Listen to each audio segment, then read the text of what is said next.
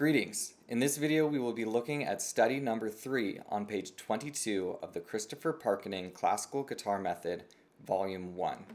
Now this study is in 3, so we need to adjust how we think about the beats. I would encourage you to practice counting out loud as you play it. It will train you to feel that pulse much better and learn it more quickly. I see beginning guitarists get tripped up on how much movement there is for the right hand thumb. Beginning on the second system, or measure 5 of this piece, we have an A, D, D, A, D, D, E, E, E, A. And all that movement can really throw off a beginning guitarist. What I would encourage you to do is anchor that right hand by placing these 3 fingers on the first 3 strings and then keeping the back of your hand still and letting your thumb move. If you do that, you'll train your body to know where these strings are, and it is far better to do it that way than to move your hand to try to find the string. Let's go ahead and play through this piece together. I'm going to play it at this tempo. 1, 2, 3. Ready, set, go. 1, 2, 3. 1, 2, 3. 1, 2, 3. 1, 2, 3. 1, 2, 3.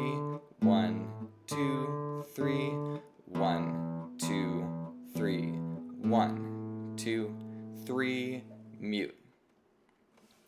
Now, for intermediate guitarists, let's try playing this piece in 1. We don't break up something that is in 3 into 2, but we can play it in 1. 1, 1, 1. Let's go ahead and do that together. Ready, go. 1, 1, 1. 1.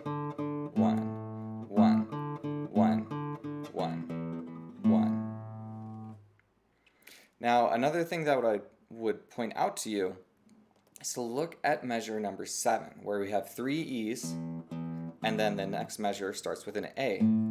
I would encourage you to think of those notes as leading into the A, sort of like they are falling toward it.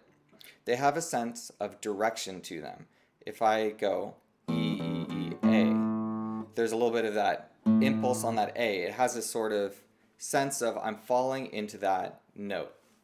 If I do that, my rhythm's going to have more directionality than simply playing it right on the beat. So I would encourage you to think of where your notes are going. Another way we could apply this to this piece is look at the first measure. That first note is on the first beat, but that third beat has an E that leads into A. So instead of thinking E, E, and thinking of those as connected, what I encourage you to do is think E and then E to A.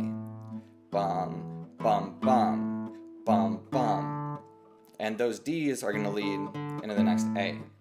So if we have those notes that are on the third beat leading into the next measure, then it starts to create a sort of forward-leaning feeling to the piece.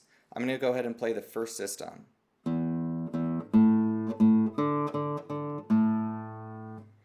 So that is something that is difficult to conceptualize and identify when you're first picking up guitar, but I would encourage you that if you're further along with classical guitar, to challenge yourself to start looking at pieces of music and asking yourself, what are the important notes, and what notes lead to that note, and what notes come off of that note. What we've discussed so far are notes that lead into a note, but let's look at notes that come off of a note. In measure 5, the A, D, D, I would contend that those D's have a sense of floating off of the A. So our A is our important note, and then those D's sort of embellish that A. A, D, D, instead of going D, D, A.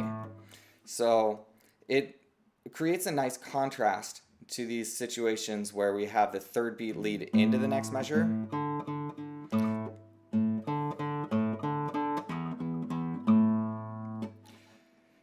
I would encourage you to practice that. We will also be looking at scales later on that will emphasize the very same concept.